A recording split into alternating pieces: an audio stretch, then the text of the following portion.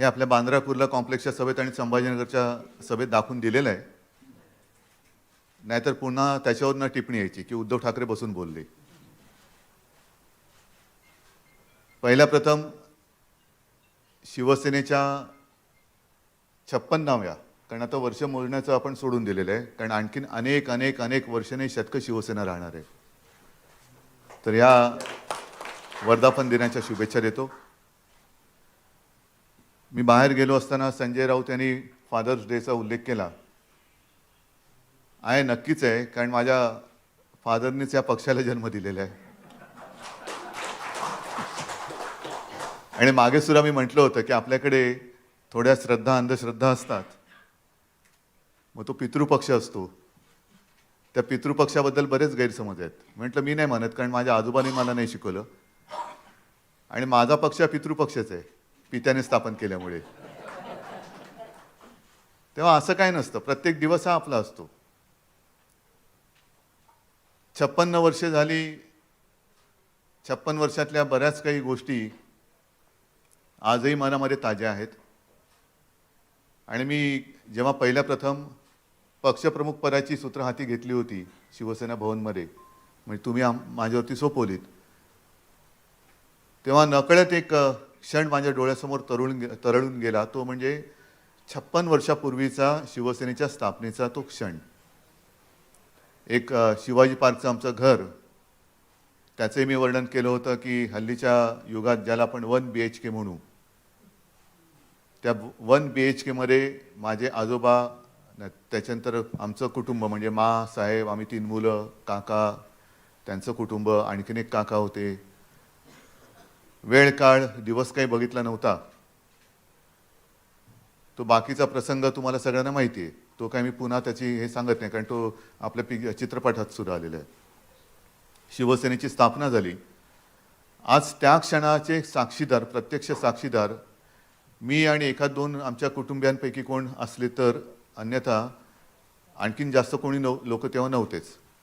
पण महत्त्वाचा मुद्दा काय, माझं वय जेमतेम 6 वर्षाचं होतं आणि माझ्यासमोर तो शिवसेनेच्या स्थापनेचा नारळ, शिवाजी महाराज की जय म्हणून तो फुटला होता. आणि त्या नारळाचं पाणी, शिंतोडे माझ्या अंगावरती उडाले होते.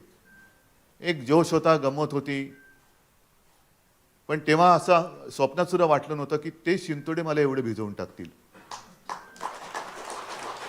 एक फार मोठी जबाबदारी, कारण वय लहान होतं, समोर सगळे जे काही घडत होतं, उत्साहाचं वातावरण तेव्हाही होतं, आत्ताही आहे. पण जबाबदारी काय असते किंवा ही जबाबदारी किती मोठी असणार आहे हे मला काहीच कळलं नव्हतं. आपल्यासारखे सगळे साथी सोबती, जीवाला जीव देणारे सैनिक सवंगडी मिळाले म्हणून हा जो एक प्रश्न निर्माण झाला होता की शिवसेना प्रमुखानंतर शिवसेनेचं काय, त्याला आपण नुसतंच नाही तर कणखरपणाने उत्तर देत आलेलो आहोत आणि याच्या पुढे सुद्धा आपण देऊ.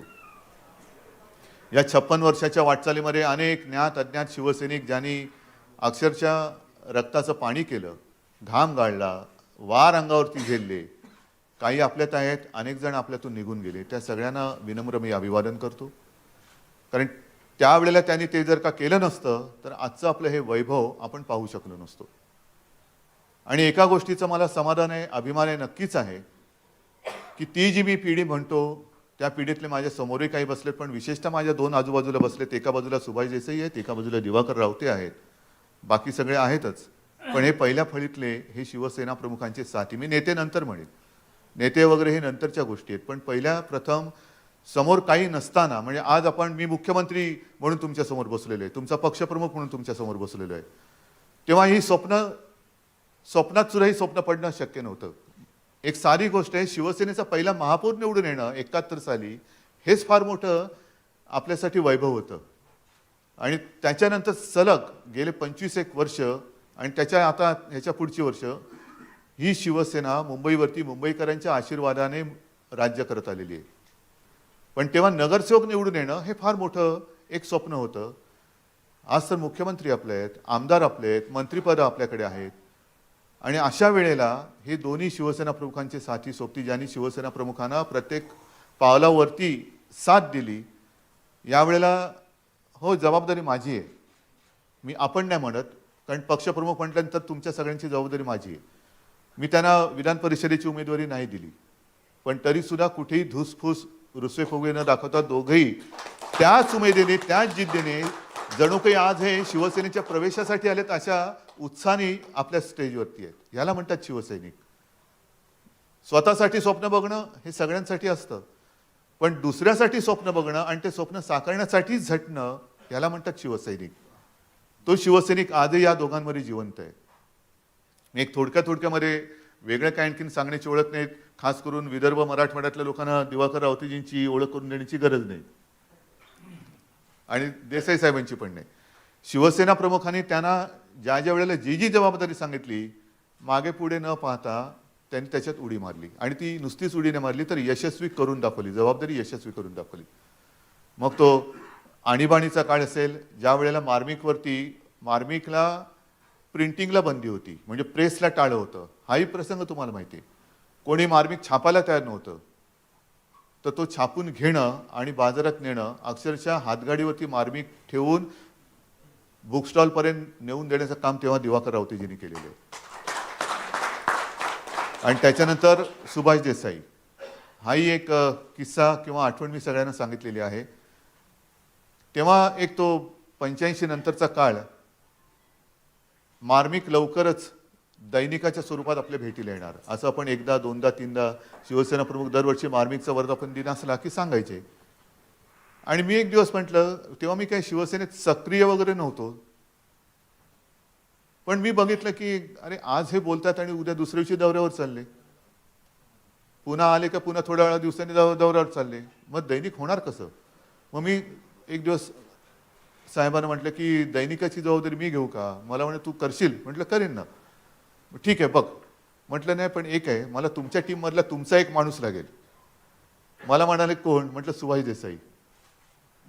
एका क्षणाचाही उसंत न लावता बाळासाहेबांनी बाजूला, तेव्हा मोबाईल वगैरे नव्हता, फोन लावला आणि देसाई साहेबांनी सांगितलं, आता ते त्यांचं वाक्य म्हणून मी आरेतुरे बोलतोय. साहेब म्हणाले सुभाष तुला उद्यापासून उद्धव बरोबर काम करायचं आहे आपल्या दैनिकासाठी.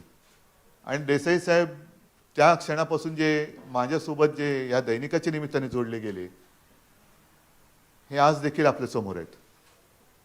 आणि परत ह्या दोघांचं मोठेपण असं, म्हणजे आज काय त्यांचा कौतुक सोहळा नाही, पण शिवसेनेचा वर्धापन दिन असल्यामुळे मी शिवसैनिकाचं महत्त्व सांगतोय की हे वयाने माझ्यावर मोठे आहेत, पण शिवसेना प्रमुखांनंतर आपला नेता मानून, मला मानून मी जे बोलेन तो आदेश समजून आज सुद्धा काम करतात, हे त्यांचं मोठेपण आहे. म्हणून मी या दोघांना मनपूर्वक धन्यवाद देतोय. आणि असं समजू नका की तुम्ही निवृत्त झालेला आहात. निवृत्त तर तुम्हाला होऊच देणार नाही, ते तर शक्यच नाहीये. उलट मला शिवसेनेच्या कामासाठी तुम्ही मला पुन्हा सक्रिय पाहिजे आहात, प्रत्यक्ष शिवसेनेसाठी. तर अशी ही आपली शिवसेना आज 56 वर्ष पूर्ण करते आहे. नव्या दमाचे, सळसळत्या रक्ताचे सैनिक रोज येत आहेत. उद्याची निवडणूक आहेच. या निवडणुकीमध्ये मला पुन्हा काही तुम्हाला आपल्या आमदारांना मार्गदर्शन करण्याची आवश्यकता नाही, पण आजचं हे जे चित्र आहे, आज आमदारांना आपण या हॉटेलमध्ये सगळ्यांना एक नाही म्हटलं तर निवडणूक म्हटल्यानंतर बडदास्त ठेवावी लागते, तशी ठेवले. याला लोकशाही म्हणतात, यालाच लोकशाही म्हणतात की आपलेच आमदार हे आपल्याला, आपलेच आपले नगरसेवक असतील, आमदार असतील, खासदार असतील, यांना एकत्र ठेवणं ही आजची लोकशाही आहे. पण मला हे चित्र जे दिसतंय हे उद्याच्या विधानसभेच्या निवडणुकीनंतर याच्याहून चांगल्या पद्धतीने दिसलं पाहिजे. ते म्हणजे आज इथे फक्त आमदारच नाही आहेत, तर वर्धापन दिन म्हटल्यानंतर माझे चांगले प्रमुख कार्यकर्ते पण इकडे आहेत. पण हे सगळे म्हणजे व्यक्तिशः घेऊ नका, मी संख्येत बोलतोय. नाही तर तुम्ही म्हणाल पुढच्या निवडणुकीत तुम्ही बोलला होतात ना, आम्हाला त्या हॉलमध्ये वचन दिलं होतं, आता दिलेला शब्द पाळा, आम्हाला तिकीट द्या. तसं नाही, तर संख्येच्या यांनी आपले स्वतःचे आमदार हे असे दिसले पाहिजेत, एवढे दिसले पाहिजेत. आज तर आपल्यासोबत आपले 56, एक बिचारा आपला रमेश गेला, एक कट्टर कार्यकर्ता. हे असं जे काही नुकसान होतं ना, हे नुकसान भरून येण्यासारखं नसतं परत. म्हणजे अशा वेळेला एक लक्षात येतं, असं म्हटलं जातं की आता संजय तुम्ही त्या अग्निपथचा उल्लेख केला, पण असं म्हटलं जातं की एक चांगला पायलट, त्याचं ट्रेनिंग म्हणजे एक वेळ लढाऊ विमान जर का पडलं, पडू नयेच, पण पडलं तर ते नुकसान भरून निघतं, कारण त्याची फॅक्टरी असते. पण चांगला पायलट जर का गेला तर ते नुकसान अधिक मोठं असतं. तसा असा एखादा चांगला कार्यकर्ता जर का गेला तर तेव्हा होणारा एक फटका असतो, बसणारा फटका हा एक खूप मोठा फटका असतो. आज मुद्दामून थोडंसं एक वेगळ्या पद्धतीने हा वर्धापन दिन म्हटलं साजरा करूया. कारण आमदार, मंत्री आणि मी स्वतः मुख्यमंत्री म्हणजे आणखीन पक्षाचं यश ते काय पाहिजे तुम्हाला. वरती आपले 22-23 खासदार आहेत. वरती म्हणजे हॉटेलमध्ये नाही, लोकसभा आणि राज्यसभेमध्ये तर खासदार आहेत. त्याच्यातही उद्याच्या निवडणुकीत आणखीन वाढ होणार आहे. आणखीन काय पाहिजे. तर मग मी म्हटलं एक वेगळ्या पद्धतीने करू. एक तर 2 सभा आपल्या दणदणीत झालेल्या आहेत. जे काय बोलायचं होतं ते बरंचसं बोललेलं आहे. अजूनही बोलण्यासारखं बरंच आहे. पण सगळं आता काय बोलणार नाही, कारण मला कल्पना आहे वेळ झालेली आहे आणि सगळ्यांना भुका नाहीतरी लागलेले आहेत. तर बोलण्यासारखं खूप आहे. पण मग तुमच्या समवेत हा एक दिवस साजरा करावा. आणि साहजिकच आहे, नाहीतरी आपण असं ठरवलं होतं की मोठी सभा घेऊ नये, कारण 19 जून म्हटल्यानंतर पाऊस हा असतोच. तसा पाऊस आता पडायला लागलेलाच आहे. तर नुसतं पावसात भिजण्यापेक्षा आपण आपल्या विचाराने भिजवावं किंवा विचाराने भिजावं. आज आपण जे काही इकडे जमलेलो आहोत, उद्याची निवडणूक आहे. मला त्या निवडणुकीची चिंता नाही आहे, अजिबात नाही आहे. कारण जर का मी चिंता करत बसलो तर जे शिवसेना प्रमुखांनी माझ्या धमन्यांमध्ये भिनवलेले आहे त्याचा उपयोग काय. हारजीत तर होत असते, उद्या तर जिंकणारच आहोत, उद्याचा तर प्रश्नच नाही आहे. कारण ठामपणाने मी सांगेन की गेल्या राज्यसभा निवडणुकीत झालं आपलं स्वतःचं, म्हणजे मी स्वतःचं म्हणण्यामध्ये राजकुमारजी तुम्ही सगळेजण माझे सहकारी, आपल्या शिवसेनेचे सहयोगी सदस्य आलात. जेव्हा मी आमचं म्हणतो त्याच्यात मी तुम्हाला धरलेलं आहे. तेव्हा पुन्हा एकदा मी माझे सहकारी म्हणून म्हणणार नाही, तुम्ही आमचेच आहात. एकही मत फुटलेलं नाहीये, एकही मत फुटलेलं नाहीये. मग फुटलं कोणतं आहे त्याच्यात सुद्धा अंदाज लागलेला आहे. तोही अंदाज लागलेला आहे. कोणी काय काय कलाकार्या केल्या तेही कळलेलं आहे. आणि त्याचा हळूहळू जसं एक एक येईल तसं उलगडा होत जाईल. त्याच्यामुळे मला उद्या फाटाफुटीची शक्यता बिलकुल वाटत नाही. कारण आता शिवसेनेमध्ये असा गद्दार मनाचा कोणी राहिलेला नाहीये, अजिबात नाहीये. मला या निमित्ताने शिवसेना प्रमुखांनी मागेच एकदा अशी हे फाटाफुटीचं राजकारण आपण बघत आलेलो, भोगत आलेलो आणि किती फाटलं किती फुटलं तरी शिवसेना पहिल्यापेक्षा अधिक मजबूतीने उभी राहिलेली आहे. हे आपण इतिहासाला दाखवत आलेलो आहोत. हा इतिहास नाही, हे इतिहासाला आपण दाखवलेलं आहे. आणि असंच एकदा मागे कधीतरी फाटाफूट झाली होती तेव्हा शिवसेना प्रमुख त्यांच्या भाषेत बोलले होते की मला आईचं दूध विकणारा नराधम माझ्या संघटनेत नको. हे फार मोलाचं वाक्य आहे. आईचं दूध विकणारा नराधम मला शिवसेनेत नको. आणि तो आज सुद्धा काय उद्या सुद्धा मला शिवसेनेत नको, कोणत्याही परिस्थितीत नाही. कारण आज हे जे काय सगळं वैभव आपण उपभोगतो आहोत, अनेक जण आज सुद्धा असे आहेत की त्यांनी मरमर मरून शिवसेना मोठी केली, पण त्यांना हे सगळं काही बघायला मिळालं नाही, भोगायला मिळालं नाही. आपल्याला बघायला मिळते, भोगायला मिळते. आपल्याला एक आपली ओळख निर्माण करून दिली, ती शिवसेना या 4 अक्षरांनी दिली, शिवसेना प्रमुखांनी दिली.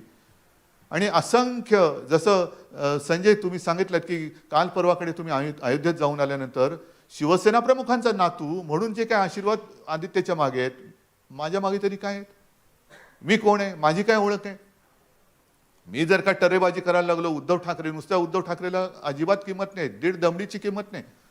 पण उद्धव बाळासाहेब ठाकरे म्हटल्यानंतर समोरचा माणूस जो एक आदराने उभा राहतो. मला मी मुख्यमंत्री असलो काय नसलो काय फरक पडत नाही, कारण माझं जे नाव आहे ते कोणीच काढून घेऊ शकत नाही. ते एक मला कित्येक जन्माचं लाभलेलं भाग्य आहे, ते कधीच कोणी काढून घेऊ शकत नाही. आणि कदाचित न जाणो ही सुद्धा जबाबदारी माझ्या खांद्यावरती दिली गेली. ती कोणी दिली, कशी दिली, मुळामध्ये या घरात माझा जन्म झाला कसा, हे सगळं अनाकलनीय आहे. आणि त्याहीपेक्षा महत्त्वाचं म्हणजे मी जे मगाशी म्हटलं की जीवाला जीव देणारा सैनिक हा लाभला, हे सुद्धा कित्येक जन्माचं माझं भाग्य. आणि म्हणून आव्हान येतात, आव्हान जातात. काय काय वेळेला आव्हानं फार मोठी असतात, असं वाटतं की आता कसं होणार. आजपर्यंत काही कमी आव्हानं आली होती अशातला भाग नाही. जो एक उल्लेख केला आणीबाणीचा, त्यावेळेचं आव्हान तर फार मोठं होतं. म्हणजे जणू काही शिवसेनेवरती बंदी आलीच असंच वातावरण झालं होतं. अनेकांना असं वाटलं होतं की बस आजची रात्र उद्याची रात्र शिवसेनेचे सगळे नेते, शिवसेना प्रमुखांसकट हे तुरुंगात असणार. पण त्याही वेळेला जे शिवसेना प्रमुखाने आणि शिवसेनेने धाडस दाखवलं, धाडसाला मरण नसतं आणि ज्याच्याकडे धाडस नसतं त्याला मरणाशिवाय काही नसतं. म्हणून धाडस हा आपला स्थायी भाव आहे आणि तो स्थायी भाव आपण सोडून चालणार नाहीये. मी काय तुम्हाला प्रवचन द्यायला बसलेलं नाहीये, पण हे सगळं गेल्या 56 वर्षातलं अनुभवातलं जे काय आलेलं आहे ते नाही म्हटलं तरी कधीतरी सांगणं मला भाग आहे. आणीबाणीसारखा काळ हा आपण पाहिलेला आहे. विरोधी पक्ष त्याही वेळेला हतबल होता, आता तर आपण मजबूत आहोतच. जो एक हिंदुत्वाचा मार्ग आपण स्वीकारलेला आहे, पहिली गोष्ट अशी की शिवसेनेचा जन्मच मुळी झाला तो भूमिपुत्रांच्या न्याय हक्कासाठी, न्याय रक्षणासाठी. त्याच्यामुळे भूमिपुत्र आपल्या सोबत आहेतच. आणि आज जे काही हिंदुत्वाचे डंके पिटत आहेत, ज्या वेळेला कोणी हिंदुत्वाचा उच्चार करायला तयार नव्हतं, गर्व से कहो हम हिंदू है ही एक घोषणा होती, नक्की होती, ती विश्व हिंदू परिषदेची होती, पण बोलायला कोणी तयार नव्हतं. कारण हिंदू बोलणं हा गुन्हा समजला जायचा. तेव्हा हिंदुत्वाचा नारा बुलंद केला तो फक्त आणि फक्त शिवसेना प्रमुखाने आणि शिवसेनेने केला. म्हणून आज या सगळ्या गोष्टी होत आहेत. पण आज जे काय चाललेलं आहे ते हिंदुत्व त्यांच्यासाठी असेल, पण माझ्यासाठी ते हिंदुत्व नाहीये. लोकांचा कोणताही विचार न करता केवळ सरकार, राज्य कारभार, राज्य करा, का पाहिजे मला सत्ता, का पाहिजे मला सरकार, मला राज्य पाहिजे, जरूर करा, राज्य पाहिजे. पण राज्याबरोबर राज्य मिळाल्यानंतर कारभार जर जमणार नसेल तर राज्य करायला तुम्ही नालायक आहात. आज सुद्धा जे आपण बघतो आहोत की अनेक राज्यांमध्ये अग्निपथ ह्या सरकारच्या योजनेच्या विरुद्ध अनेक तरुण रस्त्यावरती उतरलेले आहेत. का पेटली त्यांची माथी, का भडकली त्यांची माथी, कोणी भडकवली त्यांची माथी? म्हणून मी इथल्या आपल्या सभेमध्ये जे बोललो होतो की हृदयात राम आणि हाताला काम, आज तेच चित्र देशामध्ये दिसतंय. तेच चित्र दिसतंय की हृदयात राम आहेच. तो प्रत्येकाला काय आपल्या हनुमानासारखा दाखवता येणं शक्य नाही की बघ माझ्या हृदयामध्ये राम लक्ष्मण सीता आहे, काय त्याची आवश्यकता नाही आणि आपण तसं करूही शकत नाहीये. पण हातामध्ये काम नसेल तर नुसतं रामराम म्हणून काही उपयोग होणार नाहीये. तुम्ही एका बाजूला मंदिराची उद्घाटन करतायत, काल परवाकडे आपल्याकडे देहूला येऊन गेले वारकरी, आपलेच आहेत, तो वारकरी संप्रदाय आपलाच आहे. त्यांना नव्याने काही हिंदुत्व सांगण्याची गरज नाहीये. त्यांच्यासाठी सोयी सुविधा आपलं सरकार सुद्धा करते, शेकडो कोटी रुपये आपणही त्यांच्यासाठी देतोय. पण हे करून जर नुसतं एकतर्फी जाणार असेल, सुरुवातीला झालं, नोटाबंदी झाली, एक तेव्हा नवीन नवीन सगळं होतं, लोकांमध्ये एक थोडंसं भय पण होतं, तेव्हा हुकाचूक कोणी केले नाही. नोटाबंदीचा जो काही एक निर्णय होता तो पचून गेला. मग त्याच्यानंतर शेतकरी विषय आला. शेतकरी कायदे जेव्हा आले त्यावेळेला मात्र शेतकऱ्यांनी पहिले धाडस दाखवलं आणि शेतकरी पहिल्यांदा रस्त्यावरती आला. नाही म्हणजे नाही, आम्ही आमचं ऐकल्याशिवाय आम्ही घरी जाणारच नाही, मेलो तरी चालेल. आणि त्याच्यामध्ये अनेक जण गेले सुद्धा, वारले सुद्धा, पण शेतकरी जो हटून बसला तो मागे जायला तयार नव्हता. मग नाईलाजाने सरकारला एक पाऊल मागे जावं लागलं. आज हे परत नवीन काहीतरी टुमणं काढले. एक तर वचनं अशी द्यायला पाहिजेत की ती आपण पूर्ण करू शकू. शिवसेनेने आजपर्यंत का शिवसेना टिकून राहिली आणि का शिवसेना अजूनही त्याच दमाने पुढे चालले? कारण शिवसेनेने एक सुद्धा गोष्ट अशी आजपर्यंत केली नाही की जी बोलली आणि केली नाही. जेव्हा जे वचन दिलं ते शिवसेनेने पाळलं. पण आम्ही एवढे 2 कोटी किती कोटी दरवर्षी नोकऱ्या देऊ, 5 वर्षात एवढे देऊ, दिलं काय? काहीच नाहीये. मग अचानक काहीतरी एखादी योजना आणायची आणि त्यांना नाव मोठं द्यायचं, अग्निपथ, अग्निवीर. आपल्याला काय वाटतं की अग्निवीर आहे, पण अग्निवीर म्हणजे काय? तर केंद्रीय मंत्र्यांनी आता मला वाटतं एक सांगितलं की ह्या अग्निवीरांना काय शिकवणार? सुतारकाम शिकवणार, ड्रायव्हर गाडी चालवायला शिकवणार, म्हणजे रंदा मारायला शिकवणार, गाडी चालवायला शिकवणार, पण नाव अग्निवीर. काय, कशासाठी करताय? कोणती नावं कोणाला जोडताय? कशासाठी जोडताय? बरं, 3-4 वर्षानंतर यांच्या नोकरीचा नाही पत्ता. म्हणजे ऐन जे उमेदीचं वय असतं, शिक्षणाचं वय असतं 17 ते 21. म्हणजे मी शिवाजीराव भोसलेंच्या एका भाषणामध्ये ऐकलं, माझ्या फोनमध्ये बरीच भाषणं आहेत शिवाजीराव भोसलेंची आहेत, स्वतः बाळासाहेबांची 600-700 भाषणं आहेत फोनमध्ये, कधी ऐकत असतो. त्यांनी सांगितलं की छत्रपती शिवाजी महाराज यांनी आयुष्यामध्ये पहिला तोरणा कितव्या वर्षी जिंकल्या? 16-17 वर्ष. ज्ञानेश्वराने ज्ञानेश्वरी कितव्या वर्षी लिहिली?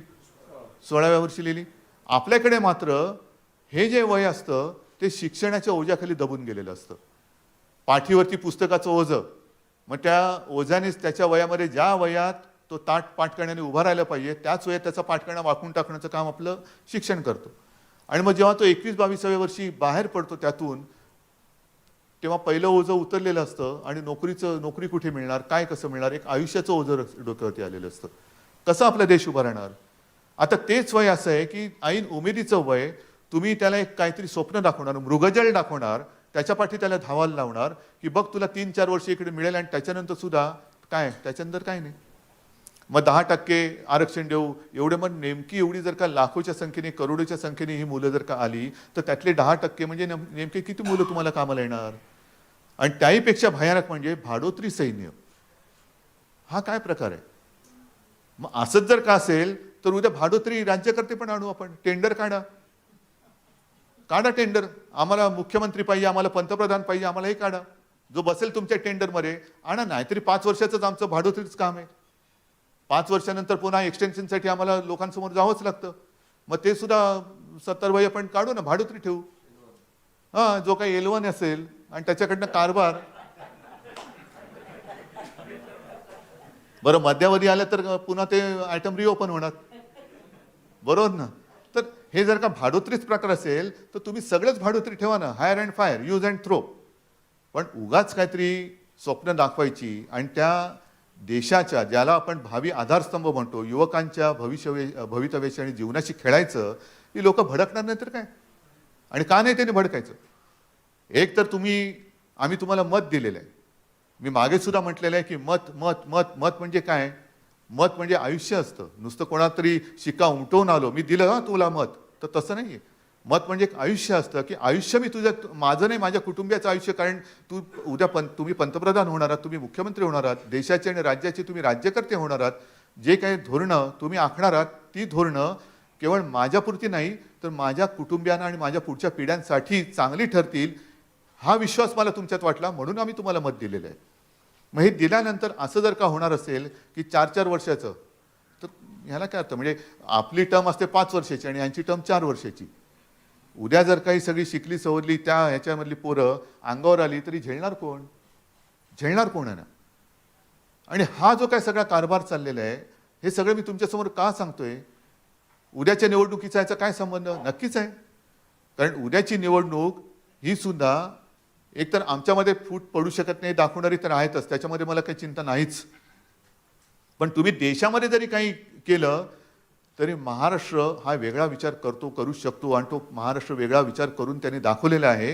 हे उद्या आपल्याला देशाला दाखवायचं आहे. नुसतं सत्तेपुढे शहाणपण चालत नाही, ठीक आहे, पण महाराष्ट्रातली शहाणी जनता जी आहे त्या महाराष्ट्राच्या शहाणपणापुढे सत्तेचा मात चालत नाही, आम्ही चालू देत नाही, हे सांगण्यासाठी ही उद्याची आणि त्याच्या पुढच्या निवडणूक आहे. आणि सत्तेपुढे जर का शहाणपण चालणार नसेल तर शहाणं व्हायचं तरी कशाला? जा, सगळेजण भाजपमध्ये जा आणि सत्तेचा माज घेऊन जा. किती दिवस चालेल? प्रत्येकाला पर्याय असतो. मला पर्याय नाही असं अजिबात होऊ शकत नाही. प्रत्येकाला पर्याय असतो आणि हा पहिल्या जो काही पर्याय असतो त्याच्यापेक्षा जसं शेराला 1.25 शेर हा असतोच. म्हणून जो शेर असतो त्याने सुद्धा लक्षात ठेवायला पाहिजे की आज मी शेर आहे पण उद्या कोणतरी 1.25 शेर येणार आहे. उद्या कोणतरी 1.25 शेर येणार आहे. आत्ताचं राजकारण पावशेरचं चाललेलं आहे, कारण तेवढ्यापुरती वेळ मारून न्यायची. तर हा जो काही एक सगळा विचार आहे तो विचार शिवसेना देत देत देत पुढे चाललेली आहे. म्हणून महाराष्ट्र हे उद्या किंवा काल किती इतरत्र सगळी पेटापेटी झाली तरी महाराष्ट्र का पेटत नाही? कारण महाराष्ट्र जेव्हा पेटतो तेव्हा तो ज्याच्यासाठी पेटतो त्याला जळून खाक केल्याशिवाय राहत नाही. महाराष्ट्राचं पेटणे हे वेगळं असतं. महाराष्ट्राने आजपर्यंत जर का बघितलं, कारण आपल्यात कोणी शिवाजी महाराज तर नाहीच, होऊच शकत नाही. छत्रपती शिवरायाचे मावळे सुद्धा आपण जर का झालो तरी फार मोठं झालं. पण त्याही वेळेला महाराष्ट्राने दाखवून दिलेलं आहे की संपूर्ण हिरवा वरवंटा आपल्या हिंदुस्थानावरती येत असताना त्या वरवंट्याच्या चिंधड्या उडवण्याचं एक ऐतिहासिक काम या महाराष्ट्राने केलेलं, ते छत्रपती शिवाजी महाराजांच्या रूपाने. आणि आज सुद्धा तीच परंपरा आपण घेऊन चाललेलो आहोत.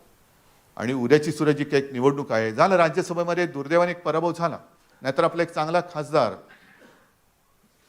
दुसरा संजय पवार हाच तिकडे आपल्यामध्ये खासदार म्हणून आला असता.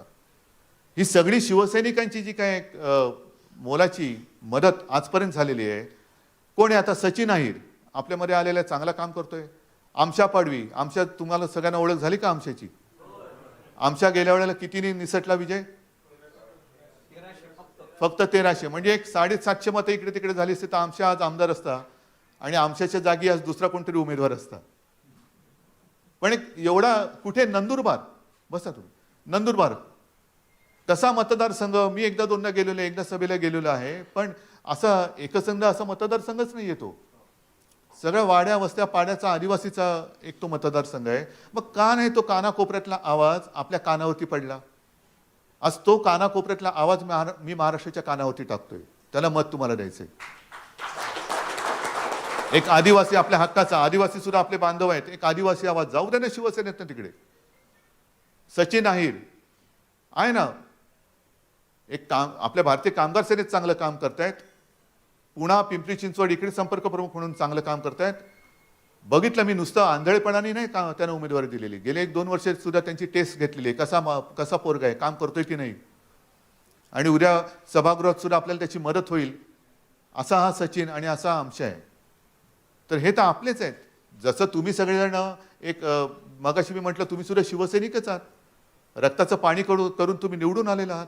तसंच आमच्याने सुद्धा केलेलं आहे, सचिनने पण केलेलं आहे आणि शिवसेनेच्या बांधणीसाठी ते आता तयार झालेले आहेत.